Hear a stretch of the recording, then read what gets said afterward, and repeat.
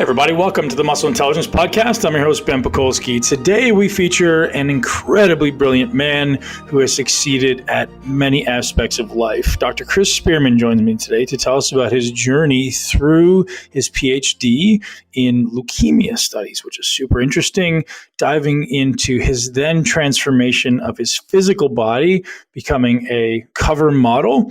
So getting from what effectively he may have looked like during his PhD, which I'm going to guess the amount of training he did was minimal, to then getting on the cover of 16 magazines. Chris is leading in the fitness industry right now with the information he provides as well as the inspiration he provides.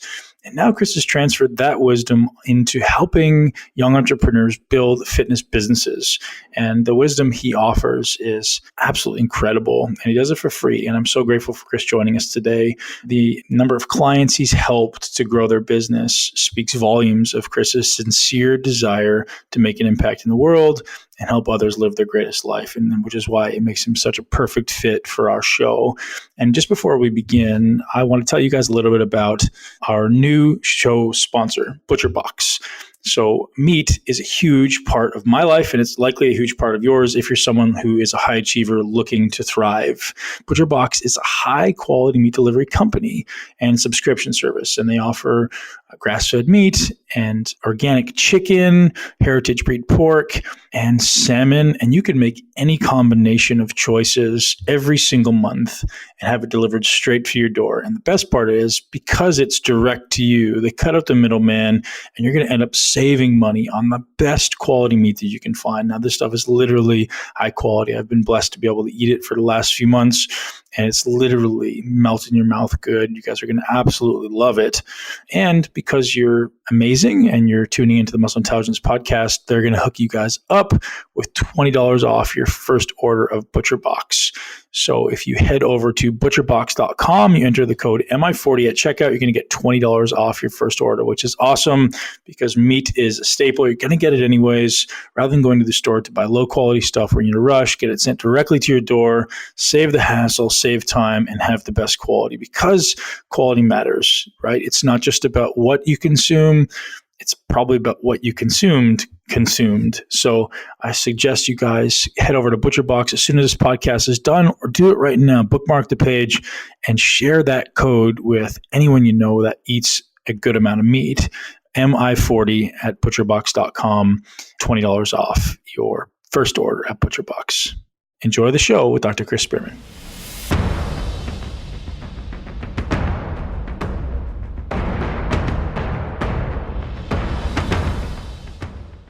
Chris Spearman, welcome to the show, man. And you're doing amazing things. I've been following your career for a long time now. And even I think, geez, it's got to be 3 or 4 years now where I've been following you from a distance. You've had an amazing Instagram presence. We became great friends. Welcome. Thank you for being here, man. Thank you for taking the time. Dude, thank you so much. Like anyone listening to this, it's been an absolute lifelong goal to be accepted onto the podcast, and to be able to call you a really good friend is pretty cool. So thank you so much, dude. I remember actually, I briefly mentioned this to you. I remember tweeting you for the first time in 2013, 2014. And I made some joke about like feathering quads because I'm eating loads of poultry, and you loved it. And I don't know if you remember that. Again, like back in the day when there was all this bro science, I was like, I'm eating all this chicken and I'm getting all this feathers in my quads. And you're like, man, I love this. I think that was the first one we actually conversed. Right. That's amazing, man. Man, so you are crushing it on social media, but you're also crushing it in business. You're crushing it in your physique. And you started off with this goal. It's like, hey, I want to get on the cover of a magazine. And I think that's an amazing goal to have. And I think there's probably millions of guys out there and ladies who have that goal. But the thing you've done that most people don't do is you crush it. You achieve that goal, right? And then you've done that a number of times now, and you're going to continue to do that, I believe, right? You've got a few more covers in your future. I hope so. Yeah, 12 so far. I've had some magazine covers, of course, some book covers, which is quite interesting, which we can talk about at some point. But just what is it, like fantasy books? Dude, honestly, it's like 50 Shade books. Did they put long hair onto you? Did they like Photoshop Fabio hair? Or what? Well, once I was like a Russian spy, so they needed to bleach my hair. The author actually asked me, would I bleach my hair for the shoot? And I said, listen, unless you can guarantee me a cover, I'm not bleaching my hair. So yeah, they actually kind of superimposed it on. But coming back to what you said about... can I Google that now, man? Hang on a sec here. I can't even remember the name of the book, dude. I'll send you the photo if you want to put it in the show notes afterwards, though. If you want to get some up there, maybe Playing the Game was one. I was a soccer player. If I just look up images with you, Sure. There's got to be something there. Sure. Hold on, let's see if we can pull this up. So you know what comes up, Chris, when I Google you? There's a lot of obviously amazing pics of you being on covers and stuff, but the thing that seems to come up most is the before and afters that you've produced with your clients. And I definitely want to dive into that, man, because there's a ton of them. Unfortunately, I don't see any bleach hair photos, but I definitely am going to hold you to send me that for the show notes, because you know what? Just on the note, in terms of my goal of getting on the cover of a magazine, being completely truthful, that wasn't even on my radar. I remember going into Gold's Gym in Sports Boulevard in San Diego in 2011 for the first time, seeing all these magazines on the cover of the wall. What I said to myself, and you always pull me on my self-talk, was I'll never be on the cover of a magazine. But I took photos and I said, but I want to do everything in my power to try and look like one. And 2 years later, I was on the cover of my first magazine. Now, what I would say to myself if I go back to 2011 is if I had more belief, which you tell me all the time, where would I be now? So then obviously, doing that was the initiation where I said, you know what? I'm a skinny kid from rural Ireland. If I can do this, anyone can. And that's what I say to my clients. I never in a million years thought that I would be on the cover of a magazine. So now that I know what's actually possible when you apply yourself, that's all I try and preach with these clients. Man, I teach that to everyone. And my kids are always kind of the way I relate this to the audience, because, kids, you can kind of teach anything because their beliefs are moldable, right? So I always try to say, I indoctrinate their unconscious mind, right, with these beliefs around, you can do anything. You can do anything. Anything you set your mind to, you can do. And I just, I repeat that to them almost monotonously and more than daily. And you're absolutely right? If you start to code or program your unconscious mind to say, whatever I do, it's just a matter of identifying it and then identifying the steps it's going to take to get there, you can get there. So here's a great example. I came to the gym this morning, first day back in Tampa, walked to the gym. I see this client. I haven't seen her in 3-4 months. And when she started here, her husband was a big fan of MI40. He's been following me for years. She came into the gym. She's like, I don't believe that you can change me. And I was like, really? Is that really what you're going to say to me? Yeah. I'm like, well, okay, well, that's something we need to work on, because there's no doubt in my mind that I can change anybody. You could give me a hippopotamus and I'll figure out a way to get them in shape. It's just a matter of time and effort, right? It's not a matter of if, it's when. And she's like, I don't think so. So, dude, for the first 2 months, she wasn't seeing any results and we were doing things correctly. And I was like, what's going on? And all of a sudden one day she came in and she was like, hey, I just want to let you know, I've lost 10 pounds and I'm really surprised.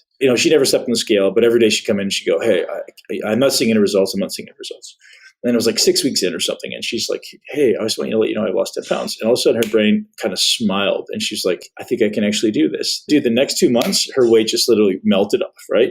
So her body started to believe it and things just started to kick. But there's always that first month or resistance period where you have to change your unconscious belief system. Because if every day you wake up telling yourself you're fat or you're skinny or you're a small guy from rural Ireland, you have to change that shit, man. Because, dude, and I face the same thing coming from Canada, right? Yeah, and you know what? It's one of the things that you've called me on this so many times when you were over in the UK, and I'm like, yeah, I'm trying to build muscle, and you're like, why are you using this word?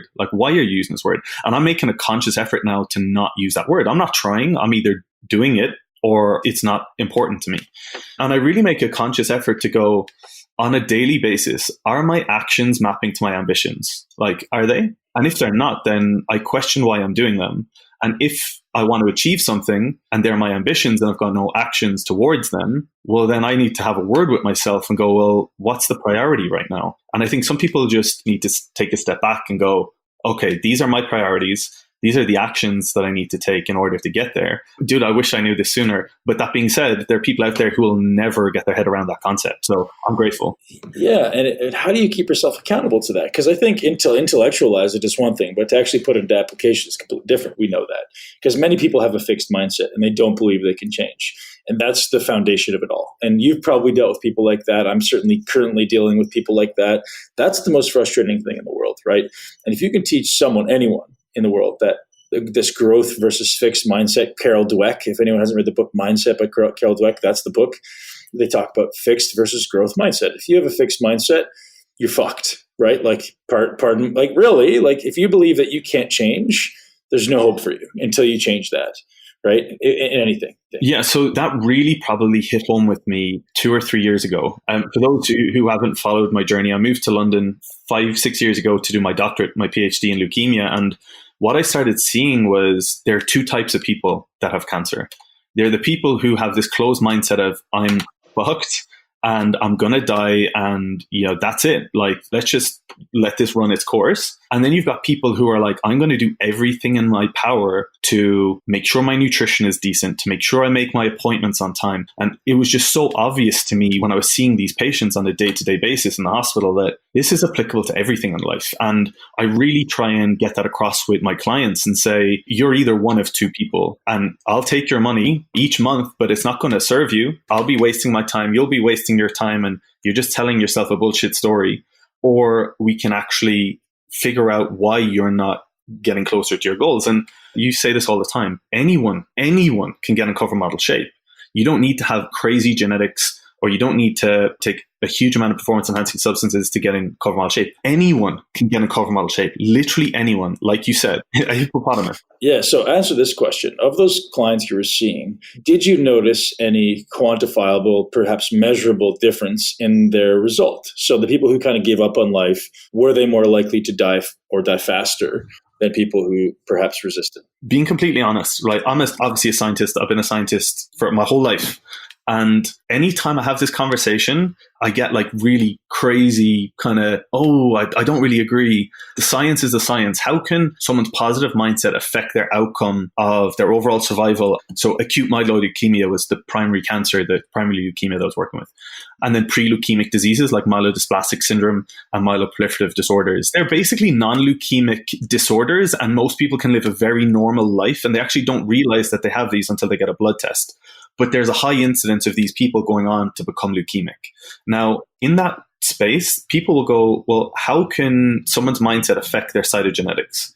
How can someone's mindset affect their ability to utilize whatever drug's being used or have a higher overall survival rate? Now, I firmly believe 100% that a positive mindset will affect someone's outcome. Think about it this way. If you have someone who's given up on life and they've given up on their cancer, and dude, I saw this every day.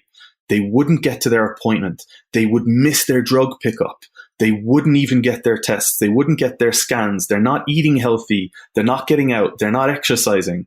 Are you really trying to tell me that if you put all of these things, forget about the positive mindset, if you put all of these practical things in place, that's not going to have a higher overall survival rate? Of course it will. People were forgetting they weren't forgetting the bullshit excuse.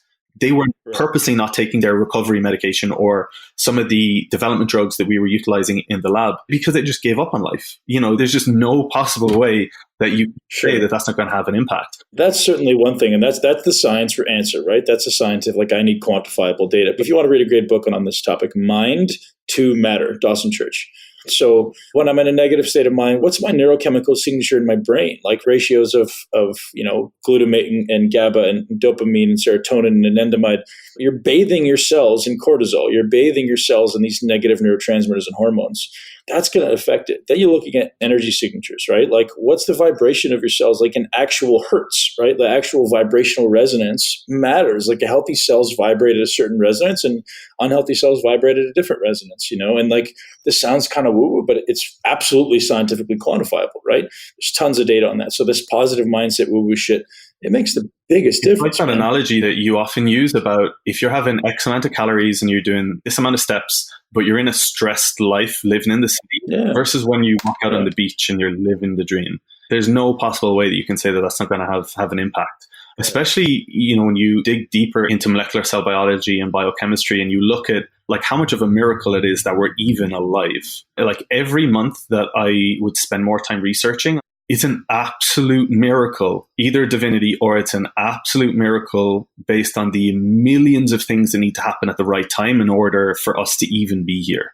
And if that's the case, how does the smallest thing not affect the millions and billions of pathways and neural pathways, but just biochemical processes that occur? And you're really saying that like the smallest fraction of a small difference in the environment is not going to have an effect? Of course it will. And it's only now, like you said, that we're just able to quantify that. But I know that's kind of slightly off topic, but in terms of clients, I really utilize that mindset with them. And if someone said, what is the best education that I got to get people in cover model shape? It was dealing with people in the hospital or patients. And I feel like the biggest mistake fitness professionals out there make, and I say this with a lot of my mastermind clients, is you're not in the fitness space. You're in the people space. You just know shit about fitness. Man, that's really why I started this journey. And people ask, like, hey, babe, why have you switched from doing body transformations, which I still do, more into like mentorship and life coaching and just helping people live their greatest life? Is because I worked with thousands of people in the last 10 years to transform their body. And I had a great success rate by all accounts, right? But you still realize that this huge percentage of people fall short of their goals, or they get a goal and they rebound and go the other way. So what are we doing wrong? Like, you give them the best process in the world, I give them the best nutrition, the best workouts, and I take that personally. I'm like, I want this to be the best. I'm going to give you the best result. And then they fail, or they achieve it and then they revert back because they never change their mind. So I started going on this path of like, all right, what is the first step, the foundational step for me to actually create lasting behavior change? That's what it's about. So I need to change your behaviors. So then, okay, what do we change? Well, it starts with probably your self-talk, which you and I talked about, right? Then we look at your self-talk creates your beliefs, right? And then that's going to create your habits. And you just follow that path and go, okay, well, all these things that I can change happen well before I ever need to change my nutrition, my workout, my supplementation. Because without that shit, you realize you're going to get results. There's no question you're going to get results, but you're probably going to revert back. So there's something that I've been talking about lately, and it's actually kind of the focus of my talk. The focus of my talk is this new realization. I think it's relatively new. New may just be 5 years or 10 years or something, but it's relatively new. Just the integration of the mind body, right? The fact that you can't separate these things. And if you're looking to change your mind and your beliefs and create new habits and create new thoughts and change that default mode network, it's absolutely imperative that you incorporate physical exercise, because that's what's going to put your brain into the most prime position to actually change your mind, right? So the integration of the mind body is where the real change happens. Yeah, I think it comes back to just there being a million things going on in the human body, that there's things that we will never know. Hey, man, the reason I brought you on here because you said you know everything. So let's get into it. So, you know what? I think this is so applicable to health and fitness as well, because some really elite bodybuilders, like at the top level, come to you and they go, oh, dude, I want to do this and I want to do this. And you're like, okay, great. Go for a walk tomorrow for 45 minutes and you know how it goes. And they're like, yeah. And that's it. There's so much more to fitness or whatever it is, that we just need to be aware of our own conscious mind firstly, and then build upon that. So I'd love to talk to you about that. And just to kind of sum that up is, the skill set that got you to where you are won't get you to where you want to go. That's the definition, right? So you get these people that come to you and they come to me and they go, I want to change. Well, this is what's worked for me in the past, so we should do that. And I'm just like, okay, if that worked for you in the past, let's do this instead, right? But so what is your step? Let's walk us through that for the listeners who really want to begin to change.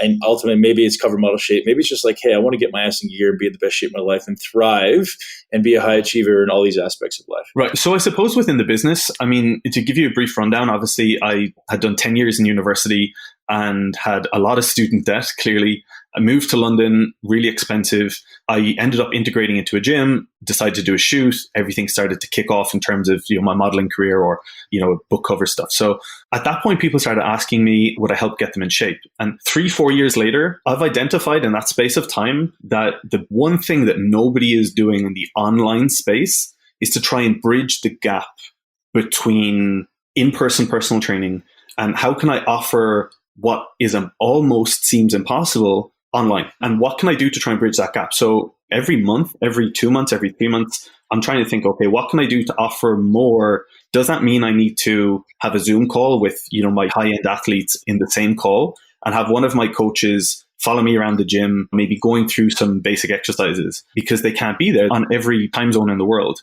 And I think that all stems from more of a connection with your client and actually having them on call. And that was probably the best decision I made from a business perspective. And we spoke about this before. I was in the lab 6 days a week, like 12, 14 hours, collecting blood samples, doing all these things, trying to run a 6-figure at the time fitness business. Now, people were like, how the hell do you do that? And I said, well, I had to scale. So I decided to add more value and scale it up by working less. And I did that by offering more value, charging a higher price point, and then putting people in groups rather than a one-to-one setting on a call. And admittedly, you being a mentor of mine, one of my original business mentors was a guy called Frank Bria, who had a best-selling book called Scale, How to Scale Your Business by Working Less. He was actually a client of mine. I was like, oh, this guy's got a shit ton of followers. Okay, cool. Maybe I should see what he does. No, I won't bother. And a year later, he turned around and said, I think my book could help you, And I read his book, and we worked closely together in terms of mentorship. And in a very short space of time, my business just transformed because I realized that I had a short time period that I could help these clients. And instead of doing, hundreds of clients on emails and getting back to them, and yeah, I could have delegated, but what I want most from this experience as a coach is to feel like I'm impacting people's lives or to feel like I'm making a difference. And it's so difficult to do that when you're stretched, when you have little contact, when you're emailing people and you don't even know their names sometimes. Some of these online coaches, they see an email address like monty45@gmail.com. Like, who's this person, right? Yeah. Man, I'm guilty of that. So I had a client who I worked with for, I think, 2 years, and I saw him in person.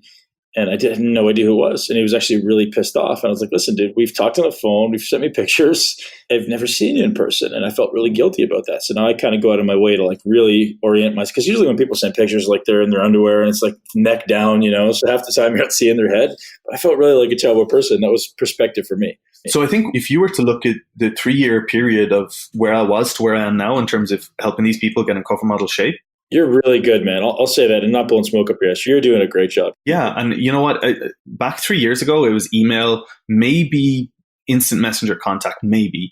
Now we've scaled the business. It's over 10x in that space of time. We have a whole team of coaches, also all over the world.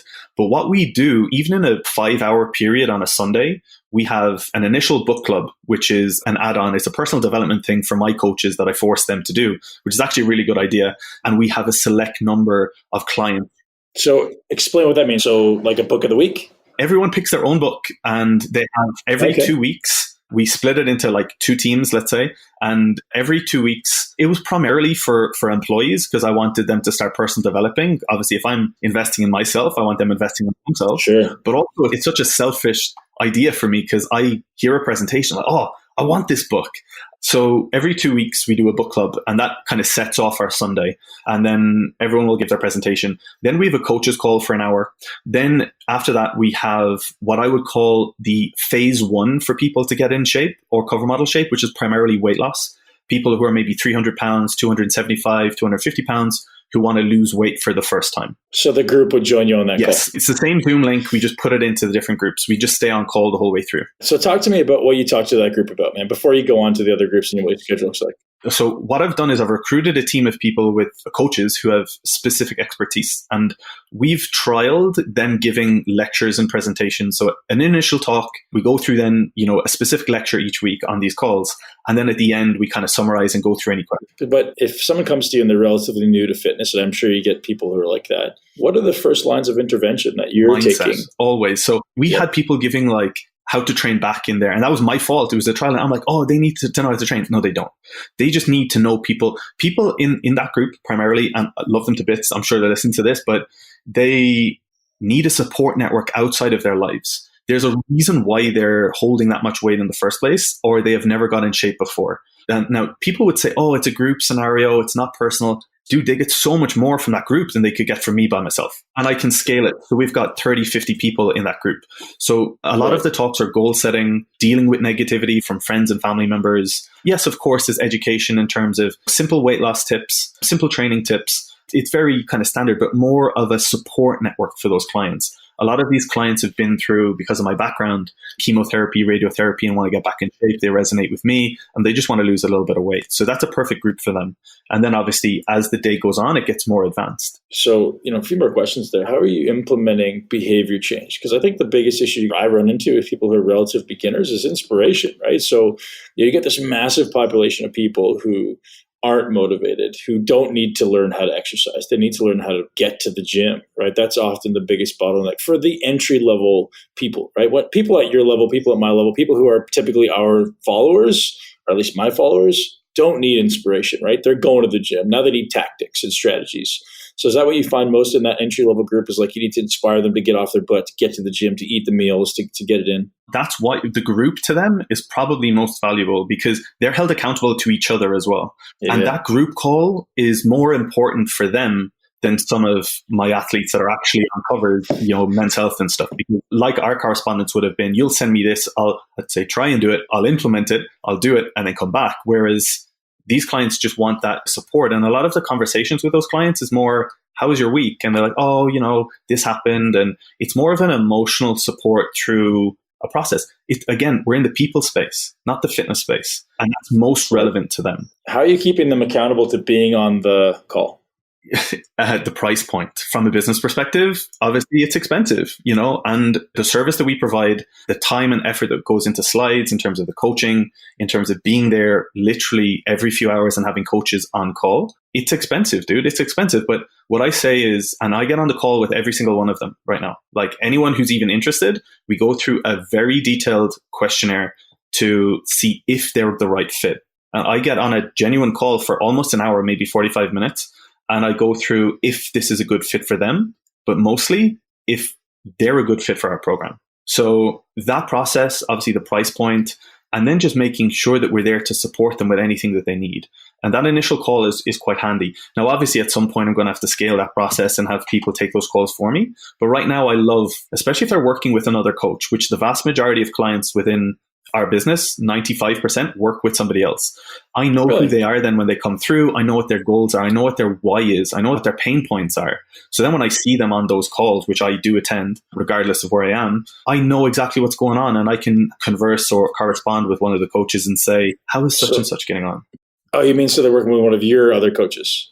Got it. I thought you meant they're working with a coach. They're working with one of ours. And I will assign the coach that is going to have the best relationship more so than the skill set with those clients. It's the same in the gym, right? I've got X number of trainers working for me in the gym, and it's all about personality, man. Like you have some trainers that are kind of adaptable and can go with anybody, and you have the ones like you need to be with this person. So for example, if you fast forward, obviously there's a few other groups and it gets progressively more, let's say, difficult or more challenging, or it becomes more cover model competition shape. So we go through a few other groups through Sunday and we get to our academy, which is kind of our bread and butter. So people who want to get in cover model shape or are realistically getting in cover model shape, they're doing photo shoot prep, competition prep, or people who are PTs or aspiring online coaches, but they don't get a huge amount of business mentorship.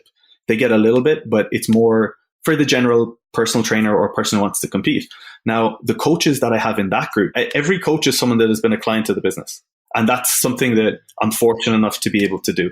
They know me. I've got a good relationship with them. They buy into the process exactly like you have in MI40. And the coaches that I have here are very like, call you on your bullshit because they need to be that way. The coaches, the beginners or the phase one, they're far more, that's fine. It's okay. This is what you need to do. It's not the end of the world. And it's really important, if you're building a business or you have your own, to identify that you need to read the client. And I think not a lot of people do that. And if someone was to tell me why the business is so successful or why our clients get best results, it's because that's the primary focus. I was saying that we went rafting with a family of 4 the other day. Every one of those 4 are on a different call. 2 are on one call, but they're on a different call during that Sunday. And we have to buy into them. And fortunately, like you, I travel and I get to meet a lot of these clients. So if I happen to be in a city, I'll put up in my client group, my client Facebook group, I'm going to be in such and such a place. And, I try and go out of my way when I can to meet up with clients and have that personal relationship with them. But also, obviously, that's good for business because people see that I care, Sure. And that's the thing about you do, man. I think people feel that from you. And that's why some people succeed and others don't. Is like when you care, people feel that from you, right? We're at the point in culture now where that matters, right? I think in the past, you used to be able to have a bit of transparency or you could hide behind certain things when you didn't have the true desire to help people. You could kind of mask it a little bit. But now with the era of transparency with social media, people read you, man. What was my goal when I reached out to you? To put on muscle properly for the first time. Right. Did I reach out to you because you're one of the best in the world at that? That wasn't the reason I reached out to you. I just knew that you would be able to help me achieve my goal. I reached out to you because of who you are, your beliefs, how you make me feel when I listen to your podcast, how you make me feel when we talk, the fact that you care, the fact that you're educated. That's what made me buy into you. And that's why everyone buys into you. They're just bloody lucky that you're the best in the world at helping people have muscle at the same time, right? So in a way, I want to be the same. I want to be able to get people in cover model shape better than anyone else on the planet through science, which I feel like not many people can say they're getting as many people in cover model shape in the world and have a PhD and are, pretty educated in terms of what they're doing. But I also want to show people that I give a shit, which I genuinely do. Now, we've spoken about this before. The business is going, dude, I never even thought in a million years. I don't even look at my bank account because it freaks me out. I don't spend any of it. I live the most frugal life ever. The only money that I spend is on flights for business or business investments. The only thing that I purchased was property, which is an investment. I don't spend anything on myself. I don't have a car. I take the bus around London. I walk. I don't even buy new shoes, dude. For me, it's not about the money. Yes, it's great. And when I've got kids and they need to go to college, I'll be, oh, thank God. But for me, it's about that feeling that I get when I have those conversions with clients. There are clients on my program that I have a one-to-one Skype with. Now, there's not a huge amount of those, maybe a handful, maybe a little bit more. I would pay them to stay on my program because of the way they make me feel. Now, I'm happy to be vulnerable. I'm happy to be vulnerable with you. I'm going to pretend no one's listening. A Sunday probably doesn't pass where I am not extremely emotional and have some form of tears.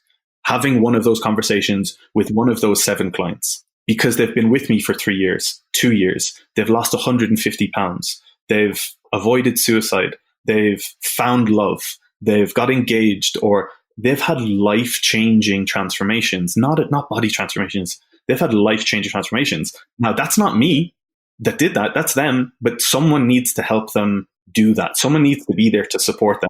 Believe in themselves, man. The conversation we had right before we started is it's just a belief, man. If you can believe, and I believe in you more than you believe in yourself. You do believe in me more than I believe in myself. That's why I speak to you. Well, awesome. And I do believe in you can do anything, right? And that's what you're doing for them. And that's what they need, man. They need that anchor there. So every time they come back to Chris, I know Chris believes in me more than I believe in myself, and I can do anything with Chris behind me. And that's what you do for the men. And the beauty is there's so few people in the world who do that. I mean, I don't know everyone in the world that does that. So hopefully there's a lot. But for everyone listening out there, find what you truthfully have a passion for. You, I'm sure, feel the same as me. You've never worked a day in your life, right? You're like, and I love this. I love what I do every day. And I get to help you because I believe in you. And I work with so many high-level athletes who they come into the gym or they come into my life, we get on the phone, they don't believe in themselves. And so until I can make that shift, nothing is going to change. They're going to keep getting the same shitty result over and over again. Okay, so how do we start to create that cognitive shift in their body, right? That's where the goal is in this process, right? That's okay, I see you don't believe in yourself, Chris. How do we start to make that change, right? And, you have this buy-in with people, right? If you say, hey, Chris, or hey, Ben, I need you to do X as a client, I'm going to say, okay, because I trust you. Whereas I don't know how you teach that to your coaches, because some of your coaches who work for you may not have the same buy-in from the clients as you do, or do they, right? How do you teach? So where I'm going with this is how do you teach your coaches to make the same changes in that belief system in the client, right? Admittedly, when I got into the fitness space, and we spoke about my childhood before, I was getting likes on Instagram. I was getting external gratification, and I'll put my hands up. That was me. Post a topless photo, external gratification. My likes are going up. Everything's going up. That's great. I identified quite quickly that that's not serving me. What needs to serve me is this feeling inside of feeling like I'm making a difference, and relating it back to my PhD. That's what I felt from those patients, because they were going in to see the doctor, see the clinician, and they were going, right, these are your bloods. This is what we need to do. Here you go. Do this, do this, do this. You're coming back in 2 weeks. Nobody sat down or tried to answer the one question that every cancer patient thinks once they get a diagnosis. Why me? Why have I got cancer? For the first time when I sat in a room, I was the only researcher that they would have any contact with. And my sole goal was to try and figure out why they got cancer in the first place. Now, I'm never going to solve that question on my own. A lot of the findings were really significant, but nobody actually sat down and tried to identify and answer the question that they asked themselves. And the response that I got from these clients emotionally was the most incredible feeling in the world. They felt heard. They felt like someone was actually giving them what they wanted or buying into them in terms of what someone needs at that point. And all I've done is translate that over to my fitness business. But coming back to your question, it's so difficult for me to impose that feeling I have with my coaches. Now, I don't know if I said this to you last time I was in Tampa with you, but I hired a transactional analysis who actually used to be a childhood friend of mine, and we lost touch for 15 years. And he's a psychologist, and I have been doing, or was doing, a program with him towards the end of last year in terms of how to work at behaviors, transactional analysis, reading situations, how I can help my clients better, how I can understand them better. But most importantly, the one thing that I never thought that I would be is a boss. And I don't see myself as such. I see myself as a leader. I like to lead by example. Yeah. And identifying how I can have those conversations with my team and try and make them feel the same way I feel about what we do. So that was what you were trying to get out of this transactional analysis. Because I don't quite understand, what is it, reading people and choosing your words? It was actually for my clients. I wanted to understand behaviors and thought process behind things like contracting, making sure that they know boundaries, making sure that what's expected of them, what's expected of me, identifying why people play games or emotional or psychological games that are actually a game by definition is completely unconscious. When someone says, oh, he's playing a game and they're manipulating, that's actually not a psychological game. Games are only essentially done through unawareness. It's manipulation if it's purposeful. So a lot of this and why people make these decisions, we all have difficult clients. We all have, not in terms of not getting results, but in terms of not knowing boundaries, or also maybe I'm under delivering, which I would like to say I've almost never done. I'm not going to say never because there's always an exception, but I always try and over deliver. But I took that course to help me become a better coach. I said, who out there is going to a psychologist as an online coach to better themselves? And that's the decision I made. And it was great for business because I was able to grow that way. But it's funny because I'm the other guy out there doing the same thing. So. Exactly, right? Dude, I would have expected any different from you, right? And a lot of why I did was during the period of time that we were working together. So it was a lot of buying into you and your thought process behind wanting to be the best human you can possibly be. But what it initiated was, yes, the relationships with my clients, but the relationships with my team. Now, how I converse with them when someone fucks up and say it in, the nicest way, and how I can be stern and not let people, take the piss. And I think that's something that I never thought I would be in that situation. Tell me what you do, because that's something a lot of people have a hard time with, right? Like, how do you, it's always a subjective thing. How do you have a strong conversation with someone without being emotional, without being taken around? If I did something wrong, let's just say I left some weights down and I'm 40, you could look at me and say, dude, you're better than that. You should show a little bit more consideration. You're better than that. I know you are. You can say that to me, and because I've got all the respect in the world for you, that will hit me hard. That will hit me fucking hard. So all my coaches have been clients of mine. They're all friends of mine. And I would like to think that they all have a decent level of respect for me as a person, what I've done within the business. And I feel that's fortunately, and that's not always the case, because I will have to outsource people and have who are not friends. They're outside of that interior. But when I have people in that situation, which is part of the reason why I have that conversation, when I initiate a coach to make sure that, we get on, it's that when I say something and I don't need to put the foot down too often, and rarely do, maybe I should put the foot down a little bit more than I do. They listen and they respect that and they understand. And it's like, you've said this so many times to me with your children. It's like, if you say, oh, don't do this, and they're like, oh, but I want to. And you explain why. I really don't want you to do this because this. And this is what's going to happen. And this is how I feel about you doing that. They're like, oh, okay. So I try and get that across with my coaches. And obviously, there's always situations that are quite difficult, which is why I've employed Darren, who you've met, who steps in.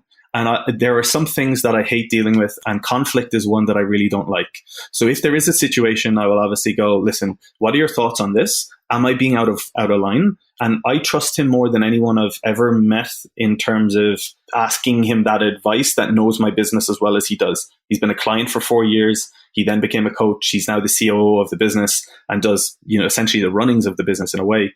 The one thing as well, and it comes back to Abraham Lincoln's hot letters, right? If you're aware. So if there was a situation with one of his generals, he would write it in a letter, put it in his desk and leave it until like the next day. And he would come back and he would read it and go, is this how I'm feeling right now about this situation, right? So for me to need to go through Darren, I need to wait for him to come back to me, and I need to wait for him to process what's happened. And by the time he does, I probably feel a different way. And I try and emotionally detach myself. Dude, like you say, between every stimulus and a response, there is a space, right? That's not me, man. That's Viktor Frankl, but that's A minute. thing, I'm man. reading that book in a minute, but I wouldn't have read that book if it wasn't for you. For me, when you said that first, it resonated. And I was like, I need to read this book. And that's the most important thing I think that I've learned, probably in relationships also, not that I'm a wizard at relationships, but in friendships, in coaching, situations, but also with clients, to take that moment to breathe before I choose what I'm going to say and how I feel. And it's very difficult, dude. I don't know how you find it, and I don't know what you're able to say right now, but it's not easy, I'm by no means an expert at human relations, I'll tell you, because by definition or by character, I'm an introvert. So my tendency is to just be alone and be by myself and not really want to talk to anybody. And people don't really always believe when I say that because of the career path that I chose, but I just kind of want to be alone. So when I have to interact with groups and have, one-on-ones with people, it's not my natural instinct to want to address those, conflicts or those issues. So I'm much better at it now than I ever was because I've had so much experience.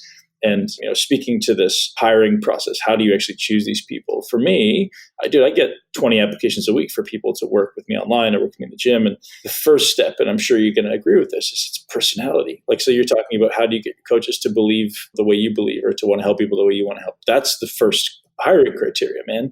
If that's not there, nothing else matters. You could have the best skill set in the world, but if you're an asshole, no thanks, right? I remember when we got on the call back in end of August, start of September last year, and I told you it would be a lifelong dream for me to start working with you to build some muscle. And you said, oh, okay, well, let's jump on a call. And I knew straight away it was like, it wasn't about my goals, because you can achieve them, right? You know what you're capable of doing as a coach. You just wanted to know whether we could work or we got on. And just basically whether or not you're going to be a huge pain in my ass.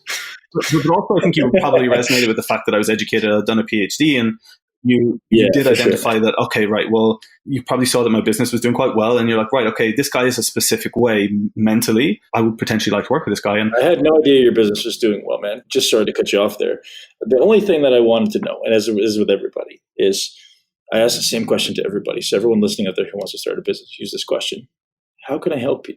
So that's the only thing I teach my coaches at my gym. And anytime somebody walks in the door at the gym, how can I help you? That's it, right? And if we can get to the bottom of that and I can actually help, then I'm in. If not, then why would I help? If you have some other issue that I can't solve, then I'm not going to help you. And this is probably the biggest thing that I teach my mastermind clients who are trying to grow their business. Now, coming back to the Sunday and the days, the very last call is the mastermind. Yeah. And the very last call is people who are maybe earning over 6 figures or want to earn 6 figures. And be truthful, some people who don't have a business but want to get their first 10 clients.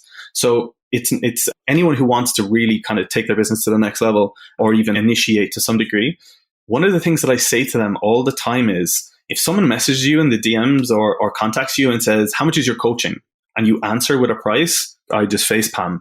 Because what you're doing when you do that is, number one, you're telling the client that you care more about the money. You're not listening to the client. Everything that we've spoke about today, it's about people. They want to feel heard. Number 3, they want to feel like you can actually help them. How can they buy into you or give you money if they don't know that you can actually help them? And you need to ask them to identify whether you can. And number 4, for me, it just shows that obviously it comes back to, I suppose, what you think is the one thing that probably stands out with my business is I show I care. I want to listen. And equally, I want to make sure that they're a good fit for my business. And that's probably the biggest mistake I see fitness professionals make is like, oh, yes, I got a client. And that's great. We all celebrate, right? We all celebrate when we get, a good client come through and we've got, a few payments come through. Yeah, of course. But we're the people as coaches who have the solution. The clients have the problem. I can help you 100%. I just want to make sure you're the right fit for my program. That's such a massive psychological lesson for any aspiring online coach or fitness professional to identify, that then when you're in the sales process or you do not have confidence in your ability to execute, why on earth would someone buy into you if you can't even buy into yourself? Right. And for anyone out there who doesn't feel like they have the skill set to get someone a result in something, well, maybe you're just not ready to start your own business, right? I think a lot of people who are young have this aspiration, I want to be my own boss and I want to be an entrepreneur. But there's so many facets that people don't see that go into being an entrepreneur, right? First, you mastered your craft, right? That's foundational. And now you're learning about entrepreneurship because you're learning about money and you're learning about marketing and you're learning about management and leadership and all these things. And people don't look at that stuff. So anyone out there who's listening who's like, hey, I'm not really sure if I can get someone a result in something. I think the first step is mentorship, right? Like hiring somebody or working with somebody to be your mentor, right? And that's why you have this mentorship group, right? And I'm actually, and I told you I'm launching one as well, because like there's so many people out there who maybe, like you say, they have an existing business, or that maybe they don't have the mastery of the skill set. Look, work with somebody, man. Like invest your time to master your craft first. You spent the last 20 years mastering how the human body works and mastering how your own body works. And now you feel okay, now I can actually help people. And that's why you get such great results, because you get these people who start businesses and have a hard time succeeding. You haven't even mastered your craft. Like your craft has to be on autopilot, because now you're going to have to worry about management and money and marketing and client acquisition and client retention, right? And people think they're an online coach, and let's just say their goal is to get people in cocoa model shape. If you're out there and you're building a business and let's just say it's under 6 figures and whatever amount you're making, the chances are you are doing 15 jobs. You're not getting people in cover model shape. You're your own photographer. You're running your social media. You're answering your emails. You're your own personal assistant. You're your own accountant. You're your own audio guy. You're everything. You're all of these things. And people don't see that.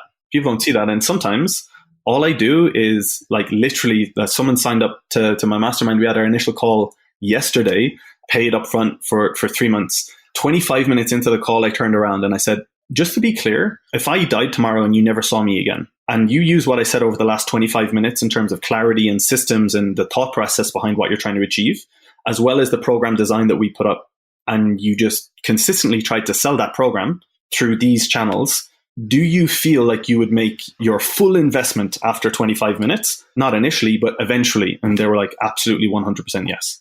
And what people don't realize is that when you pay for a mentor, just like, me coming to you in terms of building muscle, all you're doing is shortcutting your journey from A to B. If I knew what I knew now when I was 20, I would be, dude, I don't even want to know. Like, it sickens me. So, I can honestly say I have never spent money on any form of education, any seminar, any mentor, anything. And I feel like I have not taken a return on that investment.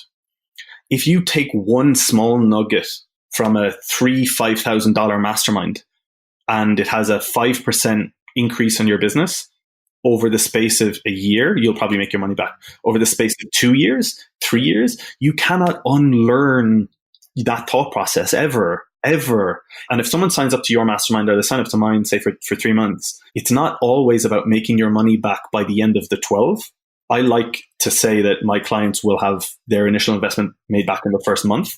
But even if they didn't after 12 weeks, it's not like you just lose all that information and the cards fold. You just continue to progress. And I think people probably aren't aware of that all of the time. I don't even want to know how much money you've invested in your own personal growth, your own physical growth, everything. But I have a fair idea how much I have spent, and I never in a million years ever thought that I would even have made that amount of money at this point in my life. 10% of my income every year typically is the goal, right? Minimum, usually closer to 20, and it's always like consistent. And one entrepreneur said to me one time, he goes, man, I spend money or I invest money to condense time. And I said, I didn't really understand what he said. And I explained it to me. And he said, well, to read a book is 8 to 10 hours if you're reading consistently at a good pace. To spend an hour on the phone with someone and download their brain in that hour, so you download that book, may cost you a couple $100, but you're going to get exponentially more value. You might get the entire value and more of that book in that 1 hour. So if you spend 3 days with someone or 1 day with someone and you have to pay a bunch of money, but you're getting all of this condensed information, you're condensing time, right? So it's saving you time from having to read the book or, do the class or do the online course or whatever it is. And just like, hey, I'm just going to learn this in the shortest amount of time possible. The penny dropped with me in such an abstract way when that first crossed my mind. Because I thought of every single person who's being hired or outsourced to do a task, they're basically being told by their boss that an hour of their life that they will never get back is worth the hourly wage that they're getting from that person.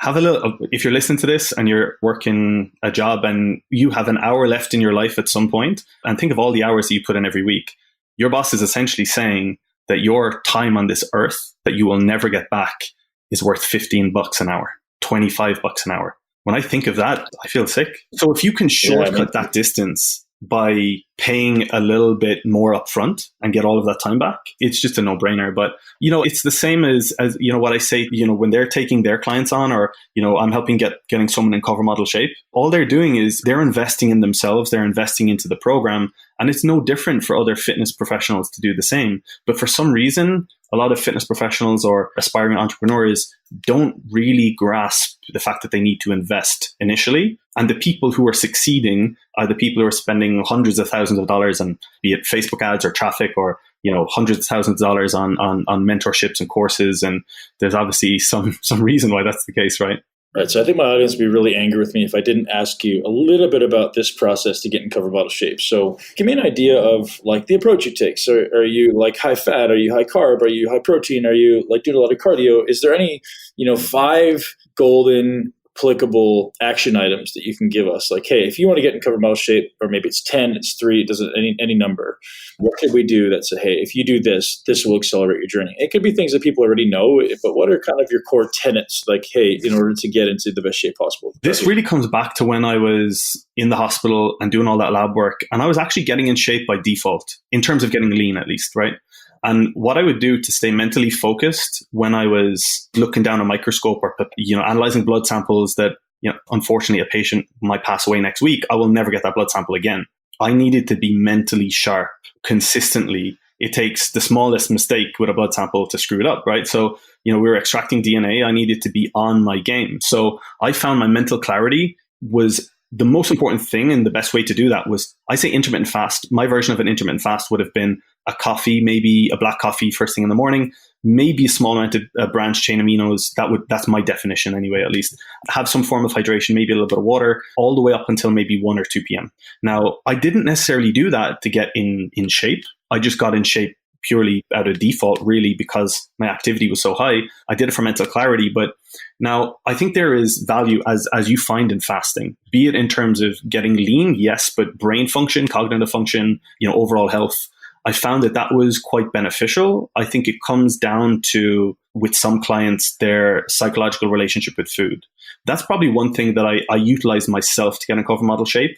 Although I feel like when you initiate with a client, sometimes they're eating quite a lot initially. And it's just a case of moving food backwards or eliminating carbohydrates from around the times that they're not training.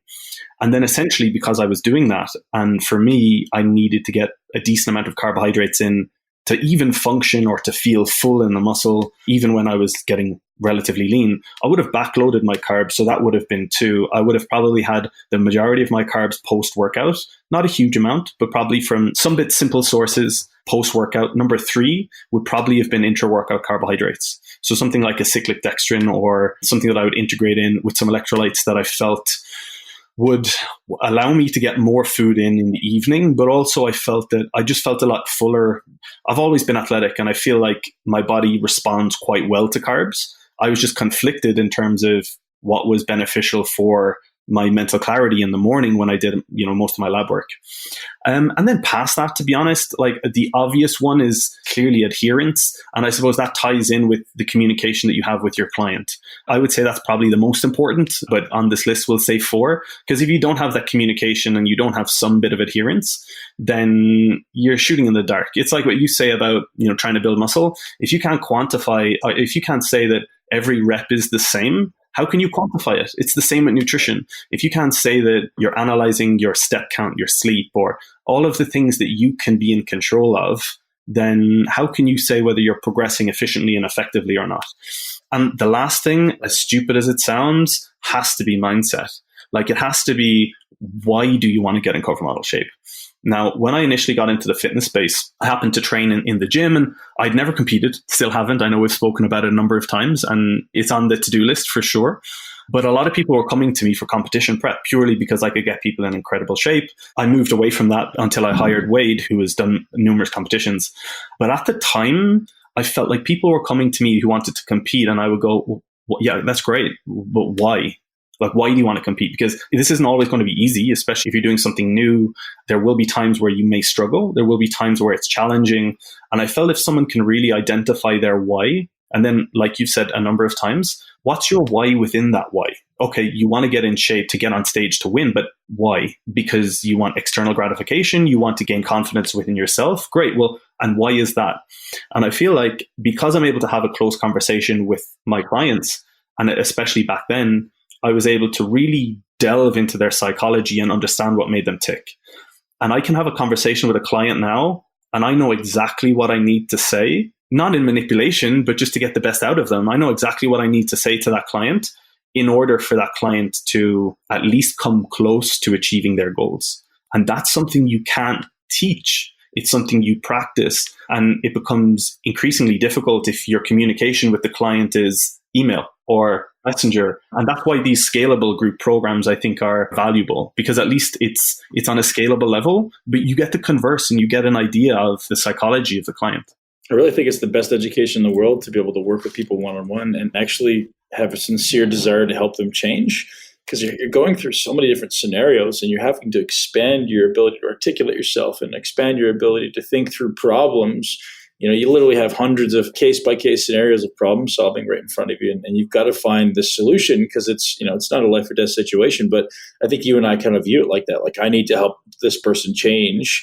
And, in the beginning, for the listener, like in the beginning, as you say, what you do matters less. You just need to have some very, very foundational things in place, right? Like, choose better options of food, eat consistently, exercise a little bit more. That's some foundational stuff for your early level group, right? But as you start getting into those deeper level tactics to get people in really good shape, that's when those slight manipulations start to take place. So on those low level clients, I won't even take on a low level client anymore, man, because it's like, man, there's no reason to pay me to do something that anyone can do, right? Like, just restrict your calories a little bit. You have a little better food options, exercise a little bit more. You're going to be great.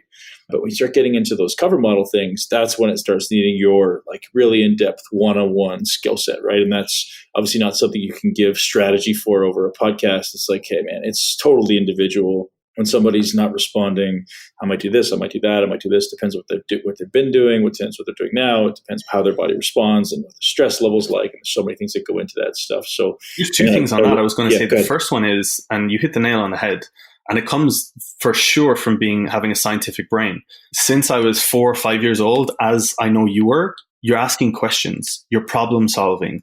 Every time I have a conversation with a client, I'm not going through nutrition, I'm not going through training, I'm problem solving. Okay, great. Well, you did this and what happened? Okay, well, maybe we should try this. And why don't we try it? That's all it is. And as a scientist, and people will say crazy things like, oh, how many calories do I need to be in right now to build a cover model body? Or what are the top 10 exercises I need to use? Now, what I would say is, like with anything in life or any scientific experiment, if you can call someone's human body one such in getting in cover model shape, you want as many constants as possible, and you collect the data from the variables. And sometimes, unfortunately, I think fitness professionals go, oh, but the calculations say it should be this, and scratching their head, and it's not working. Because you're not looking at the data from the client. You're not listening to the client. You're not able to problem solve what's going on with that client. How on earth, firstly, if you're not listening and collecting data, I've done some experiments, dude, over 100 times, trying to break down the DNA of some leukemic cells. And I'm like, it'll happen the next time. You need to assess the client, the data, and then make whatever manipulations you need to make. And number two, just coming back to what you said about you being overqualified in a sense for these clients, it's also really important for some of our mentorship clients, and I say this all of the time, who have imposter syndrome. I say, you're not trying to get someone to put on muscle like Ben does with his clients. You're not trying to get someone in cover model shape like me. You're setting up your new business. I don't know if you remember Monica, who is a client of mine from Toronto, reached out to you a few times. You saw her transformation. She lost 116 pounds. Yep. And she's come through that tier, and she's now in my mastermind, and she has her first few paying clients. And she was feeling a little bit of, oh my God, like I'm a fraud here. And I'm like, the clients that you're helping, you are more than qualified to help them with what they need to achieve their goals. And with a client like that, be it the actual client or helping people within a mentorship who are helping those people, your skill set is above and beyond what you need to achieve these results. These are just the things you need to be mindful of. And in a world that we live in right now, where there's a lot of external gratification and people doing everything on social media with millions of followers, you need to stay in your own lane and identify that, okay, if she's charging $200 Canadian per client, she only needs 44 clients to be earning 6 figures. 44 people, she could go into Walmart and get 44 people, of which are within her demographic of people she can help. Now, anyone listening to that sentence is like, oh my God, he's just made it so easy. It is. You just need to put the actions in place that are going to allow you to execute on that. One thing that I will always say in terms of business, that you need to quantify things just like you need to do with your steps and your macros and everything, right? If you have a 80% open rate on an email and your funnel has a 45% click-through rate and 10% sales, you need to understand all of these processes and go back to the drawing board. And again, broken record, you need to assess the data. Now, if a client like that has a program and we program design it so it's $200 and we try and offer more scalable value so it's less time, there's no way in the world anyone out there could not have 44 clients if it's scaled and earn 6 figures. There's just no way. And if she, worst case scenario, takes her, like she gets a client every 2 weeks, in 2 years, 2 years, but she'll be earning 6 figures by then. Most people out there would take that, right? Sure. Do you have any advice for anyone out there who wants to start a business but doesn't have any social following and maybe doesn't have any money yet to start a business, right? So like they can't really start, hiring people, and what's the first step? This, if listeners can't see, I'm holding up my iPhone, has more potential and more information than we will ever know what to do with it. Like, you have Google at your fingertips. If you're listening to this podcast right now, you're listening to it on probably an iPhone or a phone or a computer. There is no excuse, only the bullshit story you're telling yourself for you not to be successful. Will a mentor help you 100%? Would it be one of the first few investments? Honestly, maybe. It depends. But you have more information than you can possibly ever want. And yes, it can be overwhelming because you don't know who to listen to. But what you need to do is exactly what I said initially. Map your actions to your ambitions. Set out what your goals are. Map them out. That girl, Monica, let's say her program is $200. We scale it up and add the value so that it's a no-brainer deal. And let's just say it takes her a month to get 2 clients. And all she does is ask her friends, refers, goes into Walmart, goes into McDonald's. I made a joke and I said, I bet you could go into McDonald's right now, have a picture of your transformation and go, why are you eating that? Do you want to look like this? Like, I've changed my life. If she did that for an hour, she would get 10 clients. That's $2,000 Canadian she'd be pulling in. Now, that just sounds so obvious, but it is obvious. You just need to put an action plan in place, identify what you need to do, make sure your actions are mapping to your ambitions, and execute. It's like what you say in terms of muscle building. It's so simple, but nobody's doing it. Everyone's overcomplicating things, and it's interesting. I love it. Be it the getting people in cover model shape or helping people get in, expand and blow up their business. And I can relate now to you far more than I ever could have before. And before, it was never you building so much muscle and being one of the best bodybuilders that, in my eyes, that has ever walked the planet, because you actually know what you were doing and you did it in such a short space of time with, as you would openly say, limited genetic potential in terms of some of the other specimens out there. I thought that was cool. I watched Generation Iron 1 and was like, oh my shit, this guy is like, looks like this, but he's got a brain. So I told myself, I will never be that big, but I related to you because of your scientific knowledge, your thought process. And I've not really said this to you, and maybe the podcast isn't the right place to say, but your transition from human being since I first learned who you were to where you are now, and to be able to call you a friend, a really good friend, is incredible, And to see the transition you've gone through, we've all been through highs and lows. God knows I've been through some lows, but we go through the highs and the lows, and to see the person that you've become and using that to transform other people's lives is better than any muscle that you've ever grown, any competition that you've ever done. And exactly the same for me. Getting people in cover model shape is 5% of what my program is about. Some of the biggest transformations that I've had on my mastermind and my cover model academy recently is someone listening to Audible, someone reading books, someone planning their day. Our good friend Craig Valentine's perfect day formula that I was like, dude, you need to do this. Like, these personal development things that are making people incredible human beings. If that doesn't like set your world on fire, that you feel like you can have that much impact on someone. I'm in Jasper National Park right now, in one of the most beautiful parts of the world. I'm talking to someone who was and still is my absolute idol. And this is my work, inspiring other people. Like if you want to build a fitness business, stop looking at your bank account. You can look at mine. There's a shit ton in there that I won't spend because it means nothing to me. But my heart is full. Right. My heart is full. And there were times in my life where I wanted to give up on everything. We haven't spoken about this properly, but there were times in my life where I really wanted to give up on fucking everything. And I soaked up all of that anger and I soaked up all of that hurt. And I said, I want to find purpose. And honestly, it comes back to these clients and I say to them every Sunday morning, the ones that I one-to-one Skype, and I say, I'm going to say this to you and I hope you don't use this against me in the future, but I would pay you to be on this call. I would pay you to make me feel the way you make me feel. I would pay you to have that appreciation for what my role in your life has done. I hope you feel that for me, dude. Genuinely, friend to friend. I hope you feel that for me because that's true. And I want my clients to understand that that means more to me than any financial investment. And for anyone out there who wants to grow a business, if you do that, you will be successful and you will have more money than you know what to do with. And I was going to ask you for one piece of wisdom for all of our listeners, but you just gave it preemptively, right? You have to find those things that light your heart up, man, whatever your passion is. And you've obviously found yours. And it's beautiful to see it. I can see you thriving doing this for years to come. And I'm so grateful to be a small part of that journey, buddy. And I'm grateful to have had you on here. Thank you. And one final question is, what is the one thing you do every day that's non-negotiable for you?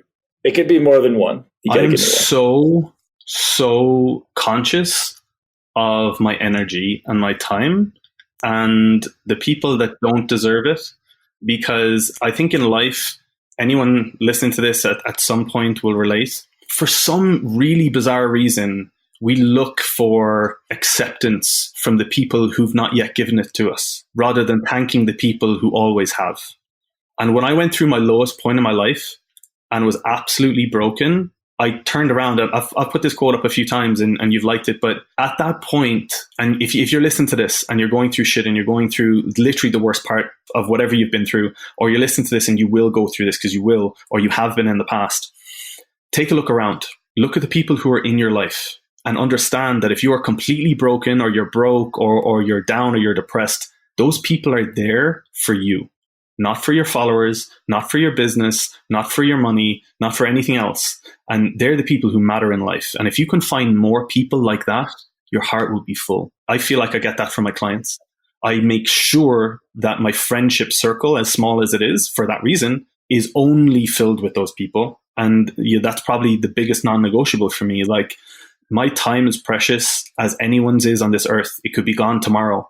And just make sure that you're appreciating the people who have always stood by you, regardless. And I'm so fortunate that I've been, and you say this a lot, I'm so fortunate for my struggles, because without those, I wouldn't have appreciated the smallest things in life. Like perspective, like being able to walk out of, what is now, just to backstory, I said to my mum when I moved to London to do my PhD, my mum is absolutely broke, not a penny. She's disabled, has had breast cancer, which was the reason why I got into doing what I'm doing, lives by herself with my brothers. She hasn't got a penny. And she said, there's no way that you will be able to survive over in London. There's no way you'll be able to afford it. I never accepted any money off anyone, not that there was any money to take. I said, Mom, if I have a doctor in front of my name when I finish and a penny after my name, it will be a success and probably my biggest achievement in life. Whatever about covers, whatever anything else, that will be my biggest achievement. By the time I finished my PhD, I had more money than I ever thought I would have, and was zero student debt after 10 years in university, and had bought a new property right by the river in London. And the fact that I can step outside my front door and know that I did everything in my power to make that dream a reality is something I'm extremely grateful for. And I wouldn't be grateful for the simple things of just being able to walk along the river right now. I said this to you when I messaged you for the first time. I used to listen to your Muscle Expert podcast and now the Muscle Intelligence podcast while I was walking along the river, and just soak everything in and realize that like life is good. Like, I'm so grateful for this life. And I wouldn't have had that if I hadn't gone through some struggles. So my non-negotiables is to appreciate my energy, identify that we will go through struggles, but to utilize those and be exceptionally grateful. Man, I'm going to end it right there because that's extremely powerful. And I would love for people to head over to Instagram and check you out and tell them where they can reach out to you directly, man. If you want to listen to more of me or getting in cover model shape or any of the science behind getting in cover model shape, the Shred with Science podcast, which I'll give to Ben to put in the show notes, is a real place to find me. If you're looking to grow your fitness business, then the Fitness Coach Freedom podcast is also there. But just Instagram at Spearman Chris. It's one of the only things that I have yet to delegate because I love that initial interaction with clients. So head over there, drop me a message, and hopefully I can add some value. No doubt, as you already have, man. Chris, thank you so much for your time, dude. Grateful for you as a human being and grateful for all the information you're putting out to the world.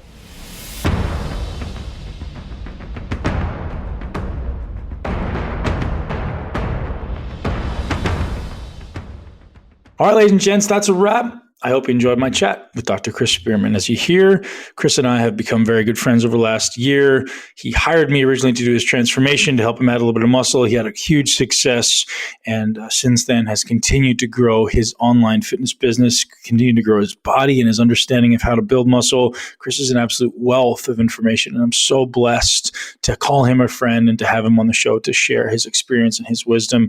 This guy is just one of those people that's a high achiever in everything. You know, he first gets his Ph.D. He then becomes a cover model, and now he's crushing it in business and still managing to look incredibly lean, fit, and strong and get his workouts in every day. So incredible wisdom is Dr. Chris Spearman. And I'm going to give one more shout out to ButcherBox. And because I've been using their products for a while, huge fan of the grass-fed beef. You guys can pick what you like. So if you like ribeyes, they're there. If you like ground meat, they're there. If you like sirloins, they're there. I'm a huge fan of the ribeyes. They're absolutely melt in your mouth. You know, the flavors are second to none. I mean, the quality of the beef is absolutely fantastic. So rather than heading over to your normal grocery, having to carry it back and end up paying more, you can have it shipped directly to your door every single month. You can choose beef, pork, chicken, fish, and any combination they're in. And all of the meat has no antibiotics, no hormones ever, and they're always humanely raised. These guys go to the limit to make sure they're getting you the best quality meat. So because you're a listener of the Muscle Intelligence podcast, they're going to hook you up with $20 off your first order with the code MI40 at checkout. Butcherbox.com. Use the code MI40 at checkout, and feel free to share that code with anybody you know that eats meat and likes to save money and time. Have a great day, guys. Live your greatest life in a body you love. Thank you so much for tuning into Muscle Intelligence. If you enjoyed today's episode, please be sure to share it with at least one person you know. Make sure you're subscribed so you never miss an episode. This podcast is for information purposes only. The statements and views on this podcast are not medical advice. This podcast, including Ben Pekulski and the producers, disclaim responsibility for any possible adverse effects from the use of information contained herein. Opinions of guests are their own, and this podcast does not endorse or accept responsibility for statements made by guests. This podcast does not make any representations or warranties about guest qualifications or credibility. This podcast may contain paid endorsements or advertisements for products or services. Individuals on this podcast may have a direct or indirect financial interest in products or services referred to herein. If you think you have a medical problem, consult a licensed physician.